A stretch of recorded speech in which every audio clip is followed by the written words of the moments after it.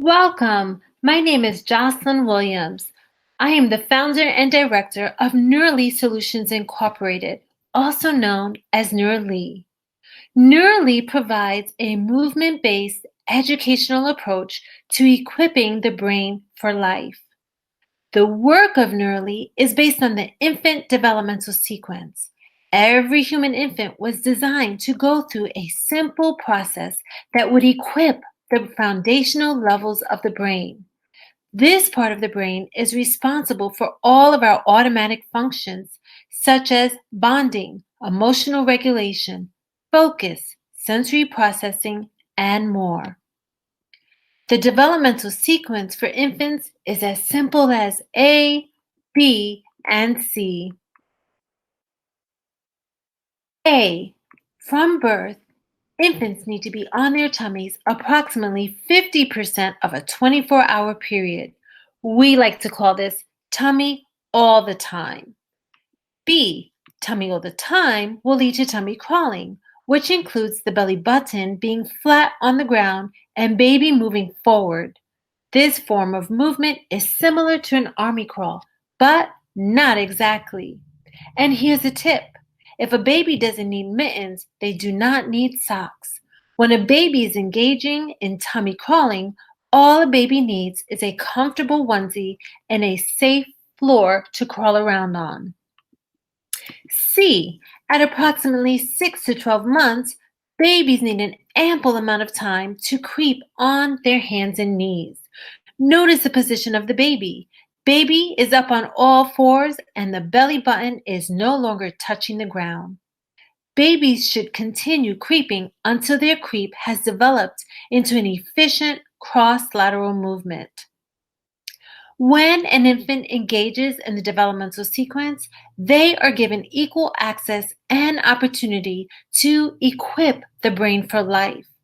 Some examples are 1. A baby who is well bonded. 2. A child who is socially, emotionally equipped to have healthy peer interactions. 3. A student who is able to learn well. And 4. An adult who has the strength needed to make a positive global impact. In summary, the developmental sequence for infants is as simple as A, B, and C, but the impact is profound. Why? Because the developmental sequence is not a man-made program. It is a process designed to equip the brain for life. At Neurolly, we work with infants, children, students, and adults. Our process is very simple. The steps include the following.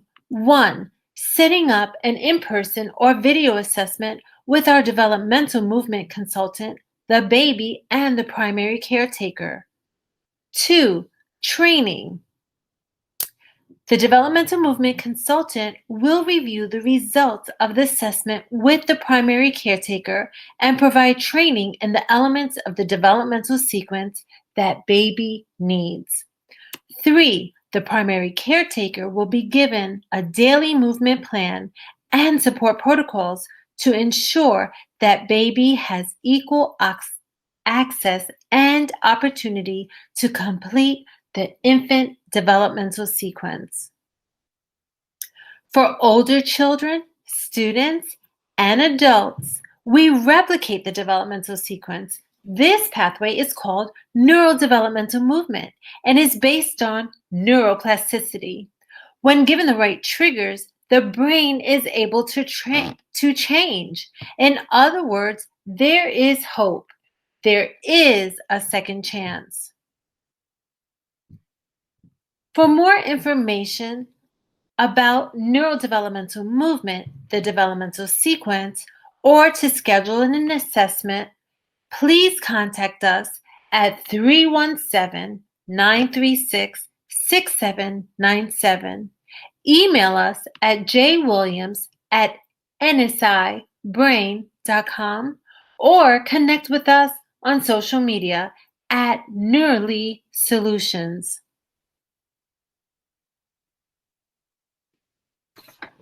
Welcome everyone to tonight's webinar.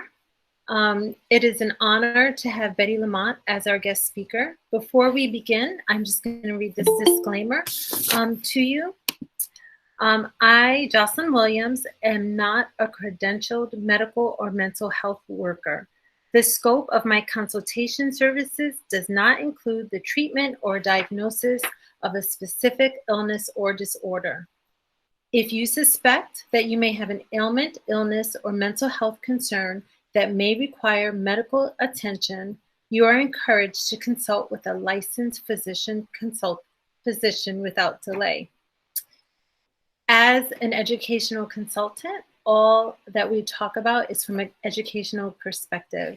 Tonight, our topic is going to be on trauma and the brain. And we will explore how traumatic events create challenges in the central nervous system and how those hurt brains recreate trauma.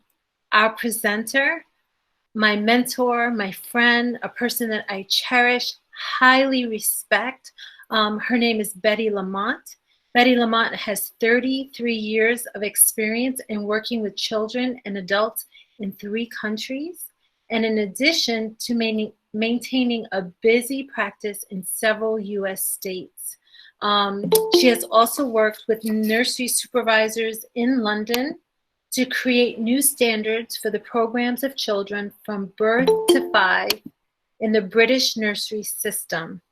Bette has presented her material on trauma and the brain at several conferences, including the Tri-State Trauma Network's annual conference, where her talk was called the most exciting and useful presentation of the entire conference. And I am not one bit surprised by that. Bette is also a trainer in the Neurodevelopmental Movement Certification Training Program and will be starting another training in Chicago. If you are interested, please contact her directly. I will be sending you at the end of this presentation. By early next week, I will be sending you all of Bette's contact information. And Alexandra, if you wouldn't mind just putting her email in the chat box so we don't have to wait for that, that would be great.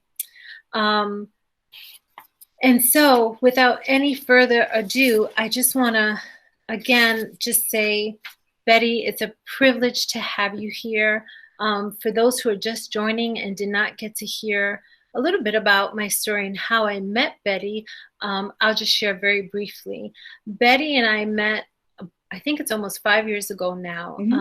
I was at my wit's end with one of my kiddos who was really struggling and had a couple of diagnoses, and we were at our wit's end. I attended a presentation, and Bette was speaking about neurological reorganization, which we now call neurodevelopmental movement. And wow, after I listened to her, it was just a riveting workshop. And at that moment, I decided I'm going to do that for my son. And we did. We not only had Bette come and work with our son, but all 3 of our 5 children. And it was life-changing for us. So much so that later on, Bette then invited me to train, and she became my teacher and mentor. And now I have my own business called Neurolly Solutions Inc. here in Indiana, providing on-site developmental movement consultation. So Bette, it's just an honor and a privilege to have you here.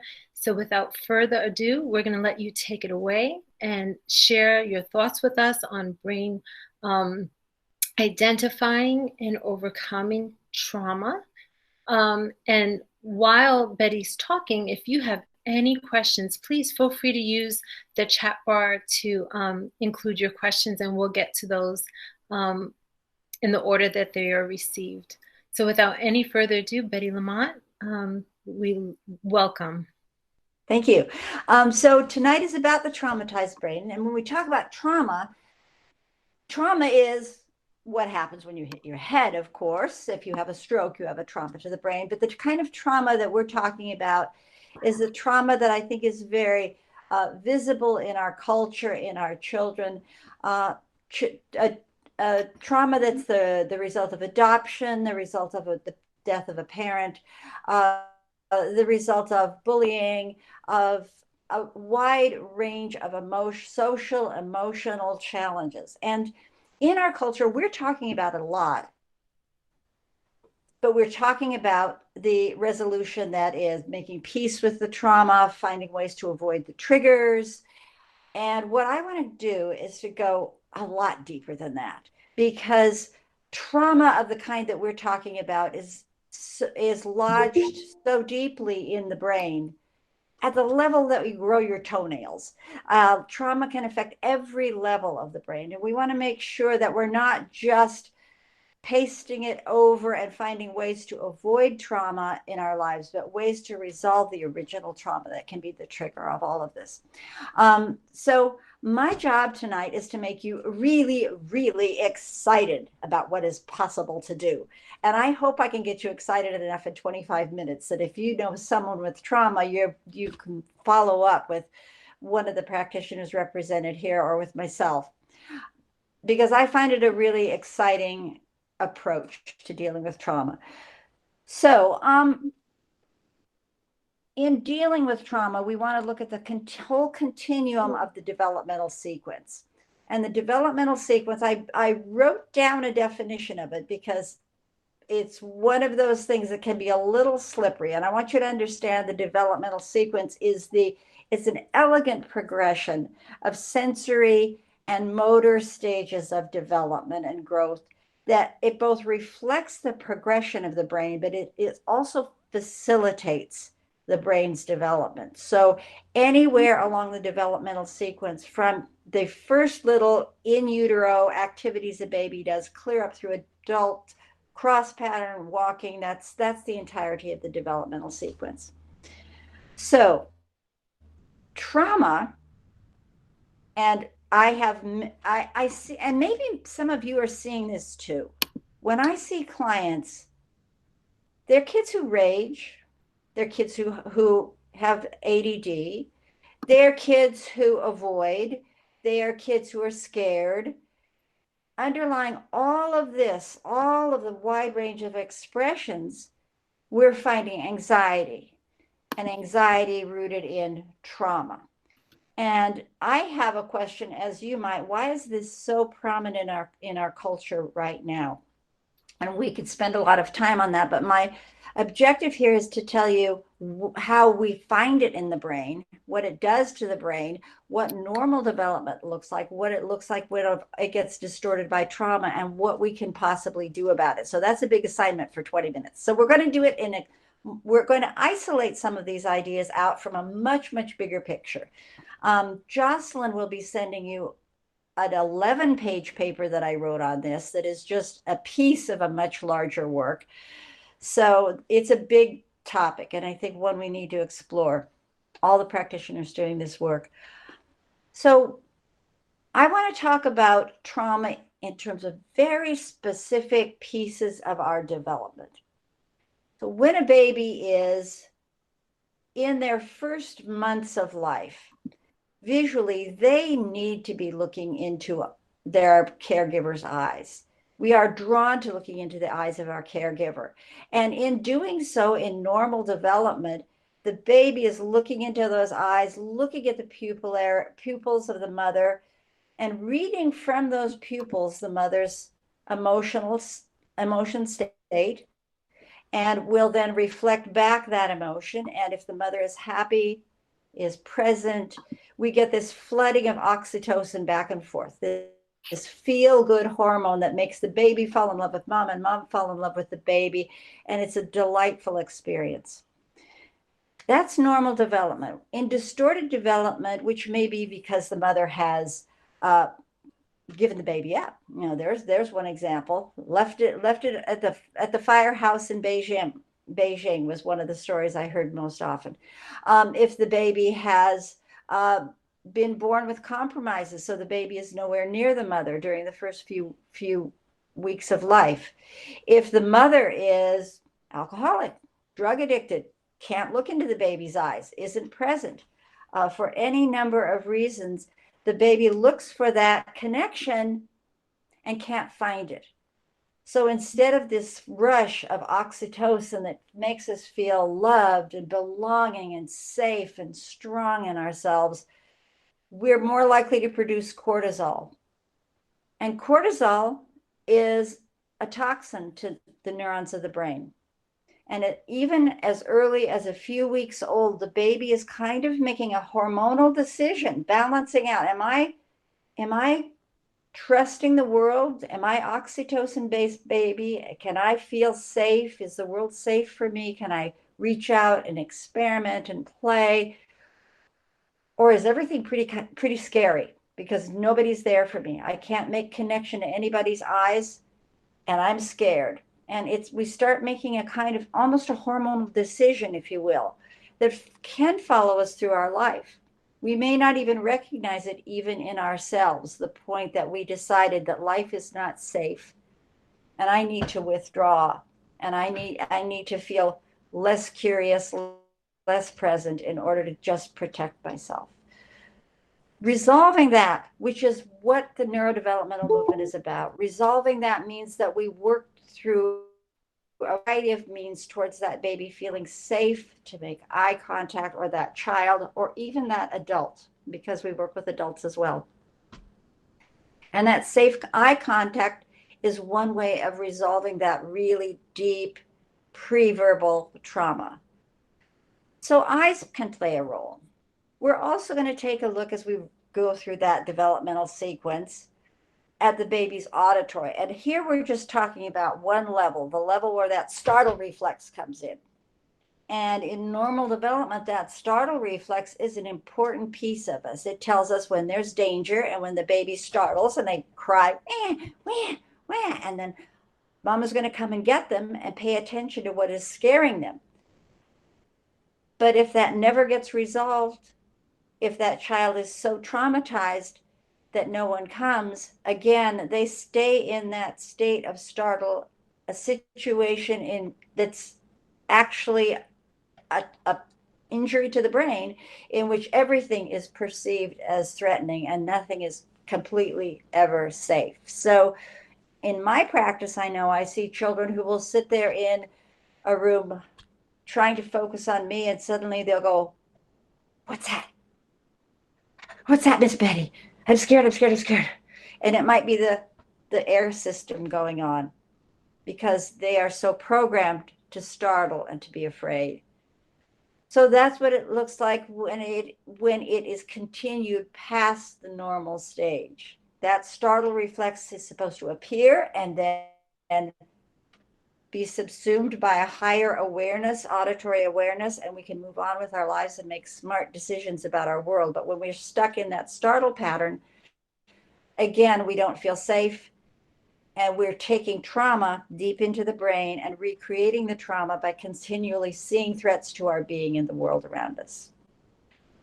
Now, I'm talking about sensory things here, and I want to divert just for a minute because I have a whole theory about sensory integration. And I think all of our sensory integration kids have had some kind of trauma at a very subtle level, because babies, when we are holding our babies, we go for a walk with this little 5, 6 month old, and you're walking down the street and a fire engine goes by and it's loud and it's noisy and it's red and it makes wind blows by you and it's big and you're attached to mom and mom's heart rate is calm. She's not breathing heavily. You're entrained with mom. She feels safe. You feel safe. And as a little baby, you learn this fire engine is not a problem. This is not a reason for me to panic. It's not a threat to life.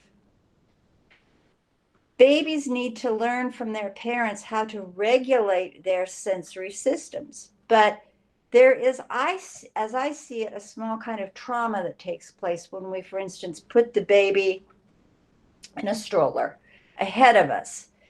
And you're going down that same street and that same fire engine comes by and it's loud and it's big and it's bright. And the baby goes into a kind of panic and they have no feedback mechanism from their parents' body to allow them to settle in and say, "That's okay, I'm safe." So it's a theory I want to propose to you that some of our sensory integration is because we have forgotten how to hold our babies close through that first year while they're learning to process the world, while they're learning to take information from our bodies. And I think that too is a subtle kind of trauma that is leaving more and more and more children with the problem that we call sensory processing disorder, but really is a lack of an ability to filter in the brain itself, and something that is remediable. We can address this directly through the neurodevelopmental movement programs. And once we do that, child feels more comfortable in their world.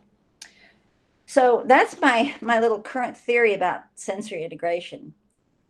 But I also want to talk about some specific tactile issues. And the one thing I'm going to talk about, and I want to share with you that all these topics are vast and there are many layers of what we're talking about.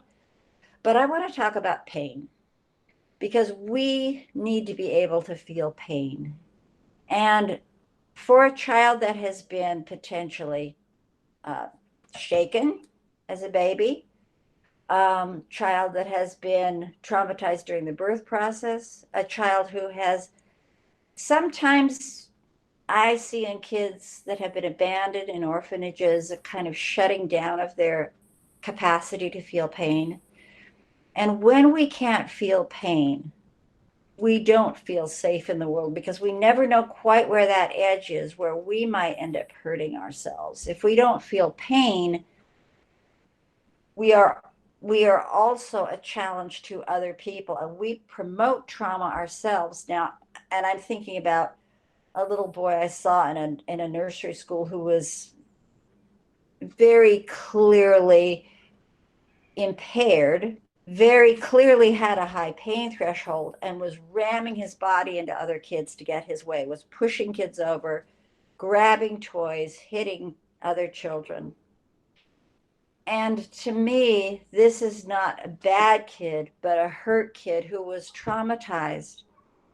And rather than having a normal response to pain, has a disrupted response to pain, and thus is traumatizing other children. So trauma enters the system and it recreates trauma. So we need to know about pain. Now, in addition, and I want to make sure, Jocelyn, that you're tracking my time here too. So give me a five and all of that, you know. When we start talking about the motor activities for our kids, and again, we're talking about that level of the central nervous system that's so deep, we can't talk to kids about this any more than we can talk to them about how they grow their toenails. So we're talking to the level of your brain that grows your toenails. And for the children that are in this very early stage of development, when they're down on their tummy and they start mobilizing, and when their bellies are on the floor, they feel safe because they're spread out on the floor with their soft frontal organs against the stability of the floor, just as they are when they're on their mom's body with their soft front parts, the vulnerable part of them against their mother's body. Crawling, it's really an interesting activity because initially it is a way that we get away from perceived danger. So this little baby may have a wet diaper and they have no idea that they can drown in that diaper, so they are going to move themselves away. Or if they're in a sunspot and they get too hot, they might move away from it. When they crawl, it is empowering. They get their feet engaged in the floor. They start developing a sensation called graviception, which is one of our sensations that we didn't realize we had in a way until we left the planet, and we realized, oh, gravity is really important. And gravity is so important that there are receptors on the bottom of the feet that tell us when our feet are strongly planted on the earth so that we feel like we can stand up for ourselves. So our little kids that crawl and get their feet engaged and start using their feet for mobility to thrust themselves forward are empowering themselves in a way, saying, I can take myself away from danger.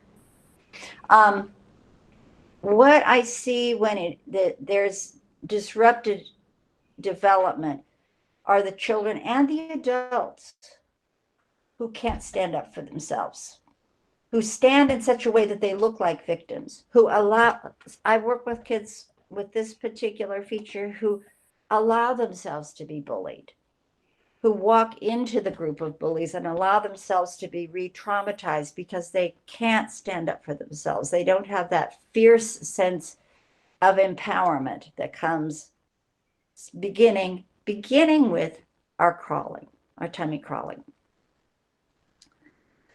So that's a motor activity that also can be impaired at that very deep preconscious level.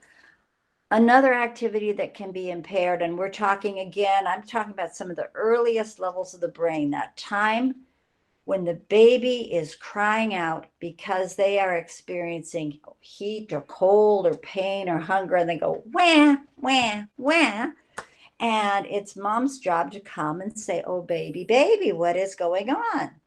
And that baby again feels empowered because they know I can state my need and someone will come and answer to that need. So I have power. I'm a human being. I have agency in my own life. I can cry because I'm hungry and someone comes to feed me.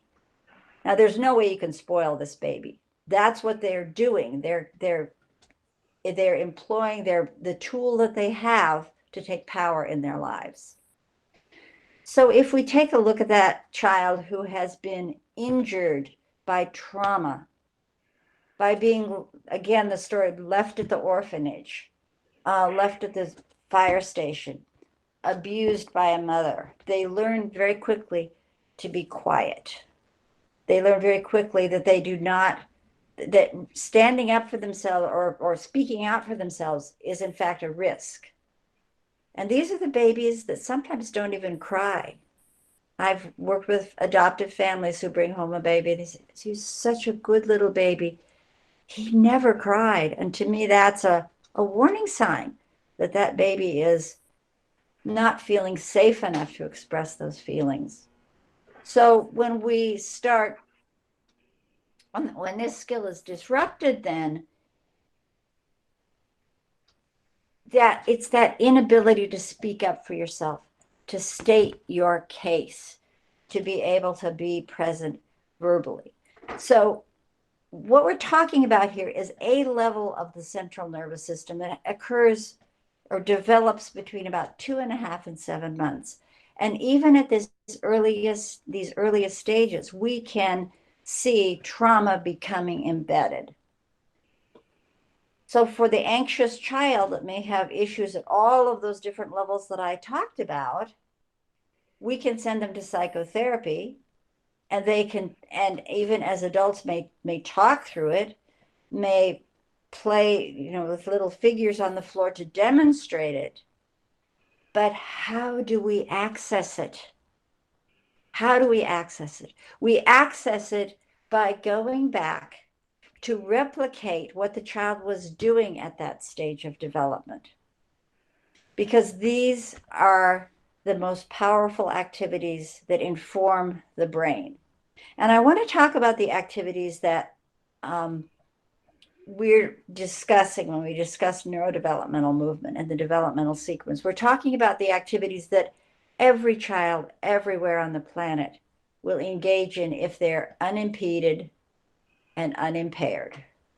So if you don't put them in a walker and they don't come with cerebral palsy, and sidebar here, we do know how to address the cerebral palsy, but if they're unimpeded and unimpaired, babies throughout the world go through the same developmental process.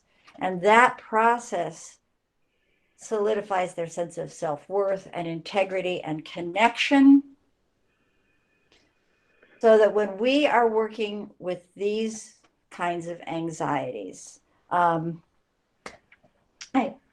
there's an image that's coming to a memory that's coming to mind. I worked with Linda Tellington.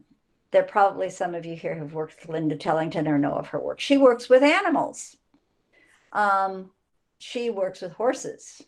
When a horse is spooked, you can't just tickle it because they'll spook, and you can't press into them because they'll spook. She's developed a touch process in which she just moves the skin across the surface of the horse's muscle and brings them to a place. She finds this intermediate place where you just touch on the trauma, find a way to release it. And that's where I'm aiming for in all of my work, to find a place with the child where you're not either pushing so much into their trauma that you scare them and they run away, or just kind of irritate an already traumatized system. So for me, it's a model that makes sense. So when we're doing the neurodevelopmental work, we are going to replicate that stage of development that I just discussed, which is the 2.5 to 7 month stage of development, and address issues that appear there. We're going to do it through movement, through sensory work, and through appropriate parenting. And I often will refer people to supports for their parenting. And I know so many good parents. Oh my goodness, the parents I work with are already so brilliant about their parenting, which makes me wonder sometimes, we've got these brilliant parents, if it could have been resolved through good parenting and talk therapy, why aren't we there yet? Well, we're not there because of the depth at which the trauma gets embedded. So trauma is a cultural phenomenon. Trauma impedes the brain, and the way that it impedes the brain quite specifically, and I want to make sure that this makes sense to you. When we're traumatized, we produce cortisol. Cortisol is a neurotoxin. That toxin destroys then brain tissue. So we wonder sometimes why someone who has had a trauma, for instance, an adult who's being traumatized, doesn't get themselves out of the situation.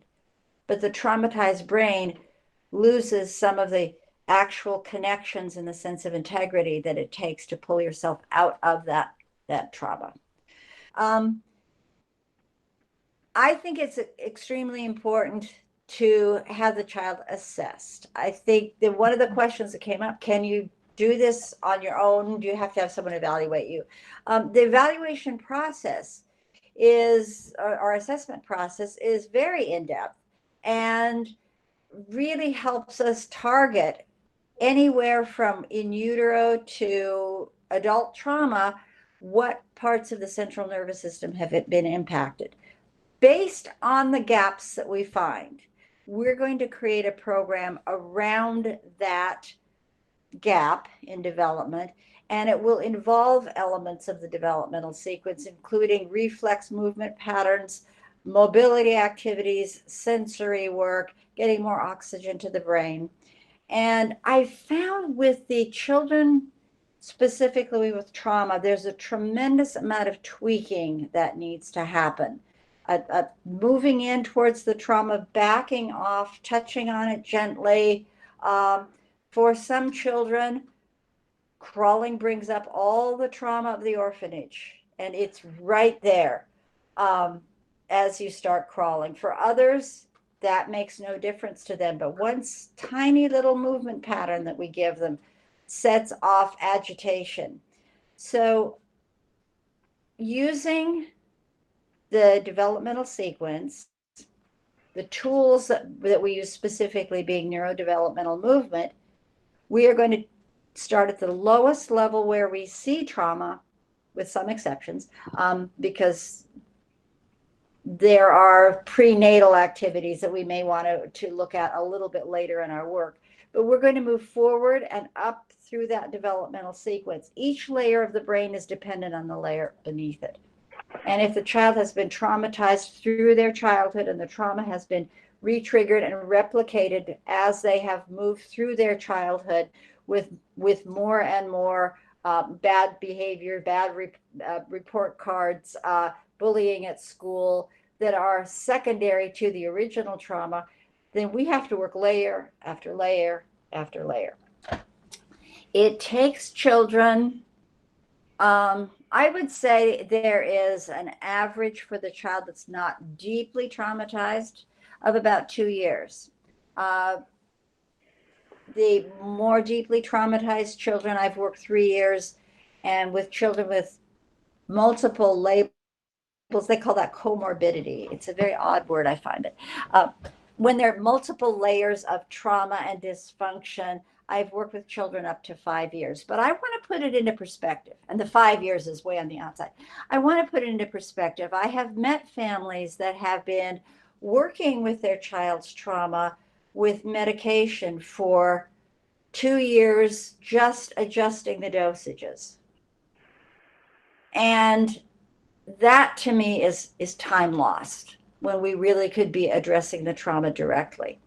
I have actually met families who decided not to do the work because it would take too long. And I met them a couple of years later when they said, we tried every medication, nothing's working, we're going to give this a try. And the sadness in me was that if we'd started when we first met, we'd probably be at a much easier place for you right now. So I feel that this is the way to address the trauma at the roots. It's the way that provides you, as Jocelyn has said, what you need for life without resolving it at the roots. I think we carry these traumas with us forever.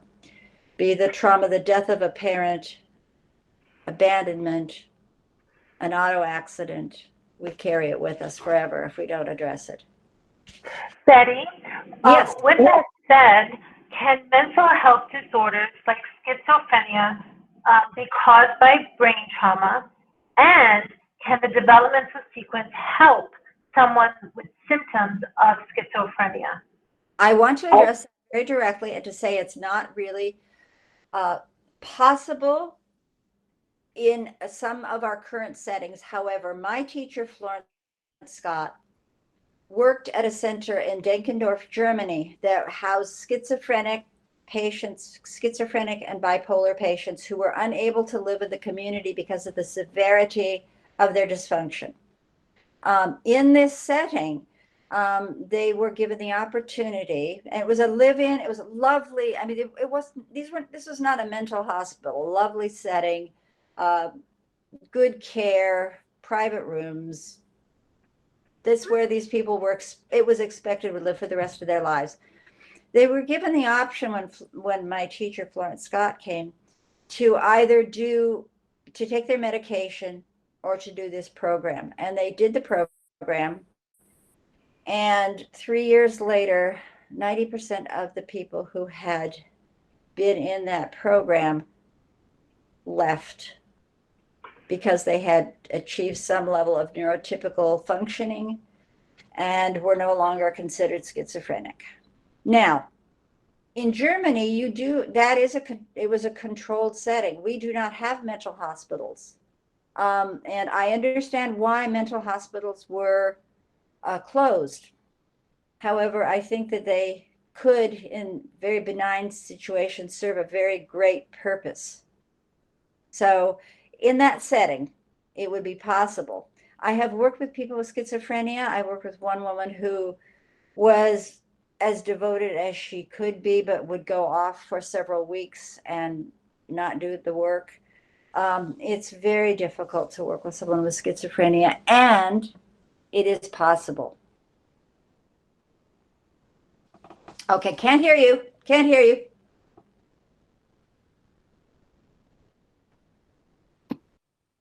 Can you hear me now? Yes. Okay, thank you.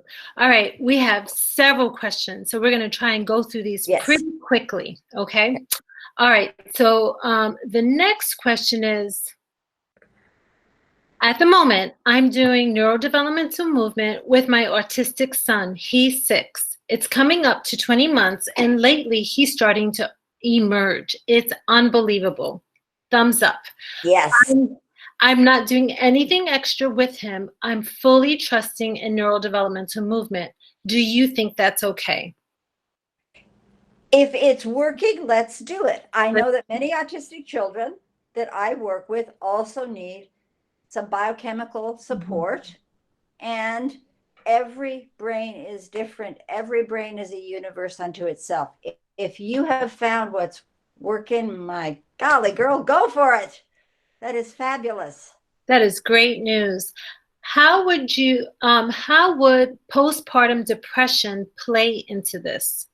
Postpartum depression is often some kind of a copper imbalance and can get that, which can also be passed along to the child. And you might see neurodevelopmental issues in the child. And I learned about the copper imbalance from a wonderful consultant who works with us named Shauna Pulver. But postpartum depression also may, and here's where I want to be very cautious. There is no mom blaming.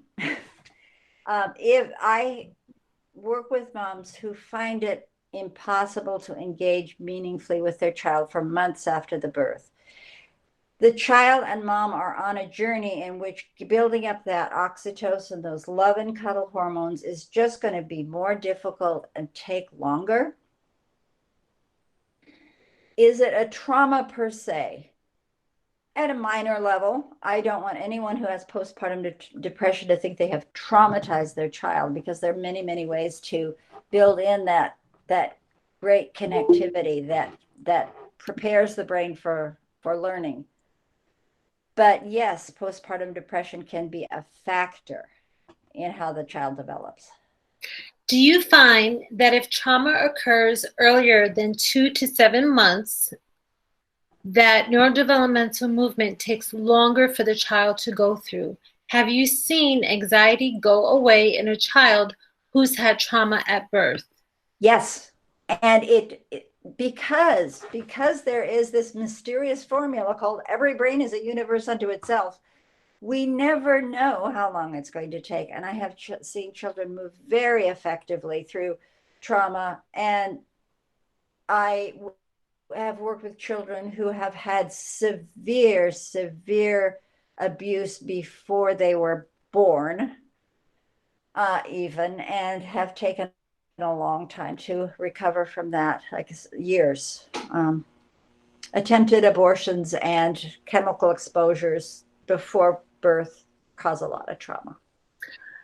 I believe you've answered this. What is the average amount of time a child will need to be in a program before they graduate? Well, I can add to that by saying you are not taking that same child for 2 or 3 years with the same challenges, and suddenly at 2 or 3 years they're better. You have an ever easier to live with child. Over time, they become easier and easier to live with because their brain is getting more organized over that time. And by the end of the program, you might be doing 15 minutes of lateralizing the brain every day. So we start strong, we get good results, and we hope that as you get towards the end, it'll taper off. Next question. I have 3 children.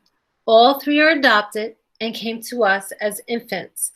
I am a proponent of attachment parenting, so I spent a lot of time holding and interacting with my babies. I did the same thing. Okay. I want to tell you about 2 of them have diagnosed anxiety disorders. Since all of my children suffered the same kind of trauma, what made them respond so differently? 1, no anxiety, and 2 with. What made the difference? Okay. Their unique brain, and every child is, even twins can have very different brains. Twins exposed to the same mother, the same, because their position in utero, the way that they were born. But attachment parenting, I think, is important. But the formula that we have found that works the very best is that the child who is on your body all the time isn't getting their neurodevelopmental needs met. A child that's on the floor all the time is not getting all their needs met.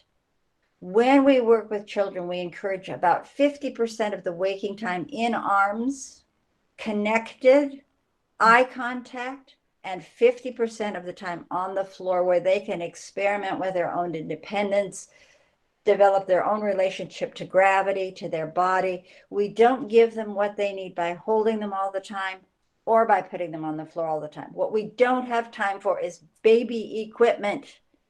Baby equipment where you feel like you have to have your baby in a little electric swing that's rocking and playing a lullaby to soothe that child, to calm the anxiety. We need to have them in arms or on the floor. Anything else is a waste of their neurodevelopmental time. And that helps answer the next question. Why do I have so many friends that do cry it out and strict schedules, and none of their children have special needs? But we did more attachment style, and a few of mine have problems. How is each person individual and how trauma affects them? I'm not much of a fan of cry it out either. I'll say that. I think we need to come to our children when they need us, and we're not spoiling them when we're doing that. With that said, every brain is different, right? Every brain is different. And I think I lost the second part of that question. What was the second part of the question there? So many friends that do cry it out in strict schedules, and none of their children have special needs, but we did more attachment style, and a few of mine have problems. How is each person individual, Yeah. and how trauma affects them? And I can help answer that question because I live that. Yeah. I have 5 kids. And one of my children, and many of you met him earlier before we started the recording, we did attachment therapy with him and carried him for a year.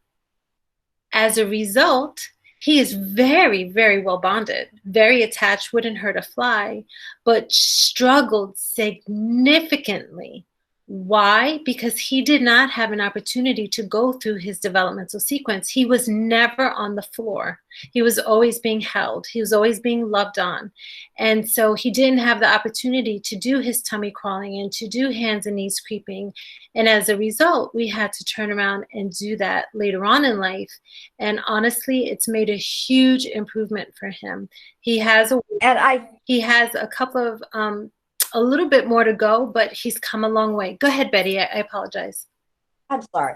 And I think in our culture, we tend to go to extremes. Our attachment identified parents hold all the time, and our more cry it out parents are more strict. And I think we need to find that place where we have room for both, that we allow them to attach, to assert independence, and they need to do that beginning very early in their lives. And when we give them both, they end up being pretty darn healthy. I love that. And I agree with that. Next question. I have a 21-year-old. We still struggle with anxiety-related agitation. We have done many things. I keep hearing baby a lot. Do you work with adults? Are there providers in the New Jersey area? Absolutely. We work with adults in the New Jersey area. You might want to think about going up to Boston, where Sergeant Goodchild is, and he also works with adults. He's marvelous. If you didn't hear him 2 weeks ago, I suggest you listen to his seminar. But yes, I have worked with adults, and I've worked very successfully with adults, and we've worked with adults who were agoraphobic. I worked with one woman, agoraphobic, who could not leave her home. And through the neurodevelopmental movement process, the last time I saw her, she was on her way to audition for the Houston Opera. So we made huge strides with her. We don't have any trauma-related issues due to orphanage or adoption. Our son was vaccine injured in vitro. He didn't crawl long. He started walking at 10 months. He couldn't latch on. He was moving. Oops, we lost the question. 1 second, please.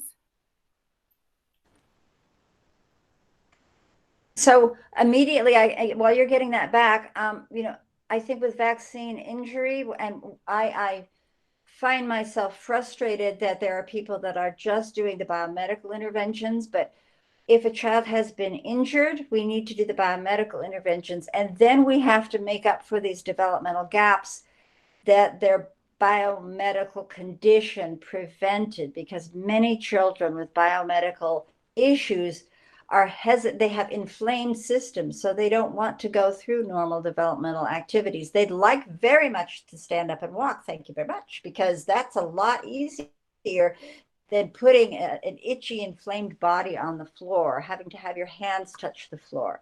So some of them are very eager to get up and start walking very, very soon. So some kind of a balance of the neurodevelopmental and the biochemical, I think, is really important for many, many of our kids with autism. And like one of the people said, not all. Some kids do very well just doing this work. Do you think a child being born prematurely due to placenta abruption can cause trauma to the brain? It means that there was an interruption in their development. If they didn't go through the normal birth process, there are missing pieces. That said, I could no more identify what those missing pieces are in some situation like this than fly to China with my own arms, because we have to take a look at what's going on for that child. So when you go through the neurodevelopmental assessment process, you are looking at gross motor and fine motor and language and sensory motor functions at 7 levels of the nervous system. And by doing that, we can see how that child has been impacted by that situation. If you have symptoms and the source of those symptoms appears to be the premature birth, then I would love to see you get the neurodevelopmental assessment to find out what is going on. I'd love to have that person here so we could talk face to face, find out what else is happening.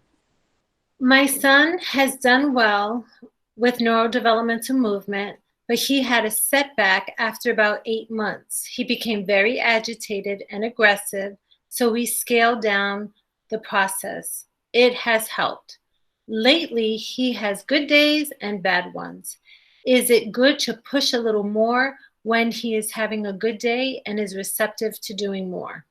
That's why I brought up that Tellington touch, as odd a little story as that might have sounded. It's like I like to, when you are going to that, you get to that place where you've hit one of their issues, you've gone deep enough and peeled away enough layers of the onion that suddenly they hit something that resonates, and it resonates like a big trigger, and they may seem to be going backwards for a while. And what I tend to do in my practice is back off a little bit, let them have a few of those feelings, move through some of the emotional part, and gradually start reintroducing the work, because this is not a regression that's going to impair their function. This is a regression because they are processing a piece of their unfinished business. And I think we need to let them have that and then move on through the material. How do you address the 50% in arms, 50% on floor for those babies, children who have medical issues that may not be able to be on the floor safely? For example, reflux, G-tube, etc. Yes, that's such a good question. And we have to compromise with that. We do. Now, I've worked with babies who have a little belt around that protects the G-tube. And many babies actually with reflux do better when they're on their tummies. And it goes like baby by baby. If I were with that particular baby, we would figure out how to get more of the tummy down stuff. And it may be, I'm working with one little boy who just lost his G-tube, and we are going back to at the age of 7 to do a lot of crawling. Lost his G-tube, meaning he no longer needs the G-tube. We've gotten him to the point where he no longer needs the G-tube. So we're going back and replicating the crawling much later in his life. So I think the 50-50 formula works out with healthy infants pretty easily. With impaired infants, it's a little bit of a challenge. For those babies who, and moms say, my baby hates to be on the floor, we just need to remember that this is the natural place for development, and we want to get them on the floor within weeks of their birth so that they're used to it. And so by the time they're ready to crawl, they have that experience and they are not quite so resistant. So Can this help a teenager who struggles with anxiety and obsessive compulsive personality disorder? oh, yes, yes, yes. Possible traumatic events for him: painful gastrointestinal issues at age 6, and at onset of puberty, he found great difficulty in having severe acne. These events were very hard on him. Yes. Well, the severe gastrointestinal stuff means to me that there's also a biomedical driver. And someone had asked the question biomedical, so I'm just going to, even though that might be coming up on the loop, I'm going to pull that in because if that child were sitting in my practice, I would say we have to start exploring the gut health immediately, because your gut produces 90% of the serotonin. Your gut regulates all the feel-good hormones that inform your brain about how safe you are in the world. So I would probably do an assessment, plus want to start immediately looking at gut health and see if there's a driver in the gut that's causing a lot of anxiety. And this, I think, is a really important piece that I wanted to emphasize, that gut health, poor gut health, is often a source of anxiety, and anxiety leading to rages. And most of the kids I work with who have anxiety and anxiety leading to rages, I really push the parents to take a look at the gut health, the floral balance, At this time, I just want to say that Neurolly Solutions has been pleased to have been able to host a series of webinars each Thursday evening at 8 p.m. And I just want to thank everyone for your participation and your enthusiasm. Our final event for this series will be Neurodevelopmental Movement Questions and Answers. And I invite you to join us next Thursday, May 14th at 8 p.m. During our question and answer, we're going to help answer additional questions about neurodevelopmental movement. We're going to dive in deeper in what is it, who can neurodevelopmental movement help, how does neurodevelopmental help someone who's struggling. We'll talk a little bit more about the infant developmental sequence. We'll go a little more into depth with that. And if my child missed the infant developmental sequence, what can I do about it now? Just as a sneak preview, I want you to know that we're also going to have a panel of parents on this webinar who will help answer these questions, so you can hear from firsthand parents who have had experience with neurodevelopmental movement. And here's a sneak preview of what one of our parents has to say. Celebrate with us. My 7-year-old son had his reassessment today with Jocelyn. It was so fun to share his gains. It was so fun to share the gains he has made in the last 3 months. He has started eating apples with the peel on, speaking in full sentences when he is angry, having success in school, remembering math facts, sight words, and spelling words, improved lazy eye, walking on the grass barefooted, showing remorse. He now has some empathy. No potty accidents. This is number 1. Went number 2 in the potty 3 times. We've been potty training for 5 years now. But best of all, he is finally bonding with his baby brother. Keep doing this work, friends. It is worth it. So, May I? Betty. Oh, I'm sorry. I thought you were finished. I wanted to add one thing at the end. Absolutely. Everyone is welcome to join this free event. And so sign up today by clicking the register button. We've added the link in the chat. And also, Alexandra Lilly is going to be doing a course. I believe it's a 6-week course. So Alexandra, if you could please put the link in for your event in our chat box, we would greatly appreciate it. That's going to be a great event. At the end here, would you tell us a little bit about that course, and then we're going to go back over to Betty. Oh, hi, Jocelyn. Yeah, thank you. I'll just talk a little. So it's a parenting course that I'm hosting with Donna Palmer. And we talk a lot about learned behaviors. So for my son, I've also done this program, the Neural Developmental Movement program with Cameron, and I worked with Bette, and that's how I got started as well. But as much as we filled in a lot of the neurological gaps, I also found that some of the behaviors were still there because they were learned. So once I addressed those learned behaviors, even more things got better. So like the attention seeking behavior started to minimize, and I didn't realize how much behaviors he had learned and kind of gotten away with because of everything that he had gone through. So this course is 6 weeks, and it's just giving you strategies on effective parenting, and then also touching a little bit about the brain development as well. So I will send the link. Thanks, Jocelyn. Awesome. All right. So Great. Bette, you have a couple more things to share with us. And so we're going to begin to land the plane here. So if anyone has any other questions, now's a good time to add questions in. But Bette, what do you want to leave us with? This has been phenomenal. What do you want to end with? Well, for one thing, I didn't know it was my last question on the last question. So I wanted to say, if there are other questions, please feel free to email me. And Jocelyn will send you my contact information. I'm happy to answer questions in depth. And this is my first time doing this, so it feels a little bit more artificial to me, but I just really want to engage with everyone that has a question. Happy to do that. I see clients in the Midwest. I'm going to be in Chicago as soon as I can be, and Los Angeles and San Diego. And my home base is Seattle. And you can always contact me, and I'll refer you to the person in your neighborhood, and we'll get everybody that needs this on this program. Absolutely.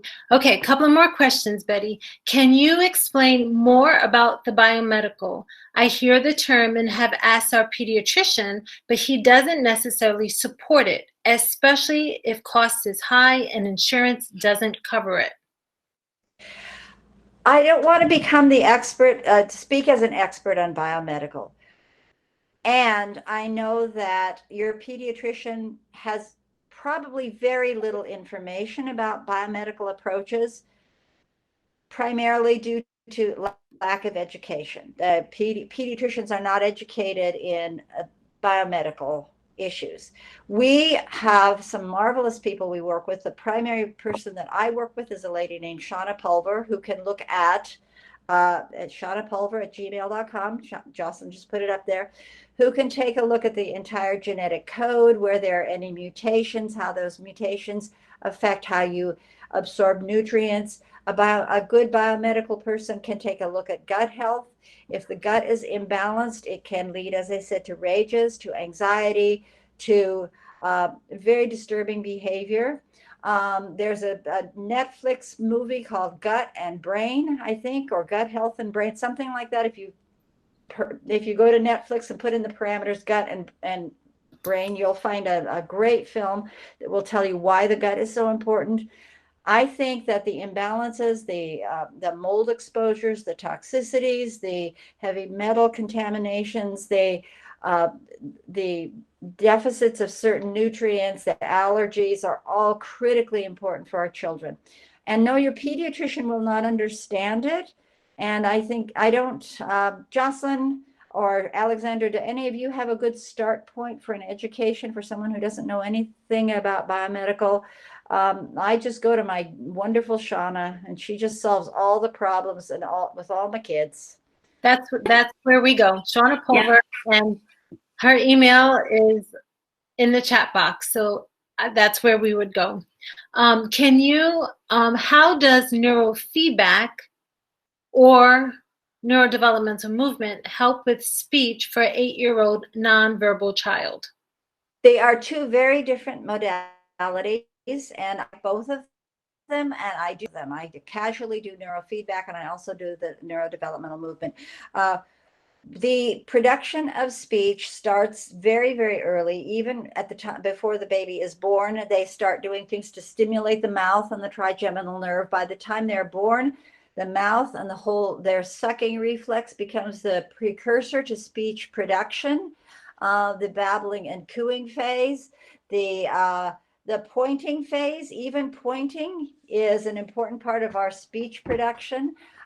As we build up through all of these different systems that support and prepare the body for speech, speech becomes more and more of a possibility. So neurofeedback is another whole mechanism that I can address, but that's not the topic tonight. So neurofeedback is a completely different modality. Neurodevelopmental movement works with the natural system that was put in place by God or Mother Nature, or however you conceive of the higher power that rolls over this body. And I have used this method for 33 years and never found anyone who completely, with one exception, completely, only one child out of maybe 4,000 some has not responded. It's a very effective, very deep approach, and it is exactly what nature intended. Have you seen in your practice C-section affect a child's development? Yes, yes, because they don't go down the birth canal. They may have misalignments in the spine. They may have digestive issues, and it depends on the reason that there was a C-section. If there was any difficulty, if the heart rate was going down, if the cord was around the neck, well, how did that impair the child before birth as well? So we would probably replicate the birth process as well as the rest of the developmental sequence in a C-section baby. I am in Grimsby, Ontario, Canada. Is there a person that does this near me? Alexandra? How far Alexandra? are you from Ontario, Alexandra? Oh, I'm not too far. I sent a message in the chat for her. I put my information, so probably just about 45 minutes to an hour. Awesome. And yeah. And Alexandra's wonderful. Thank you. And here's some other good news. Through COVID-19, and many of our states are on quote unquote shutdown, or we have stay at home orders. We do also offer video assessments, and we do work with our clients via video. So I just want to make sure everyone knows that as well. All right. Well, we got a couple of thank yous. Thank you, Betty and Jocelyn, for the encouragement and information. I'm grateful to be part of this program. Neurodevelopmental movement has given me so much hope for my son's future. Thank you. And she also said, 2 years is not a lot of time. I will take it. Thank you, thank you, thank you. You're welcome. It's been an honor to have you with us tonight, Betty. Betty, is there any last words of wisdom that you want to share with us before we... I very much want to thank Jocelyn, first of all, for putting this together. And children can grow, children can change. There is no child that I've ever worked with that I felt was hopeless. And would be their recovery 30% because of severe damage, or 100% recovery is possible. And I've never met a child who didn't have the capacity for recovery. So I love it. And I agree with you 100%, Betty. There's hope for all of our children.